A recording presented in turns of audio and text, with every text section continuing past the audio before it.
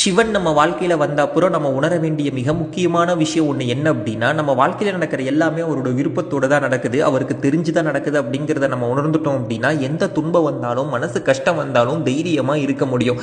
அது எப்படின்னா, அந்த சூழலில் நம்ம சிவன் கிட்ட பேசலாம். நான் உன்னை நினைக்காம இல்லை, நீயும் என்னை நினைக்காம இல்லை, அப்போ இன்னைக்கு எனக்கு இப்படி ஒரு கஷ்டம் வந்திருக்கு, சோகம் வந்திருக்குன்னா உனக்கு தெரியாமலா வந்திருக்கும். அப்போ உனக்கு தெரிஞ்சும் இதை நீ எனக்கு கொடுத்துருக்கனா, நான் இதுக்கு வருத்தப்பட தேவையில்லை, கலங்கி நிற்க தேவையில்லை, இதிலிருந்து எப்படி என்னை மீட்டு எடுக்கணும் அப்படிங்கிறத நீயே எனக்கு வழிகாட்டுவ.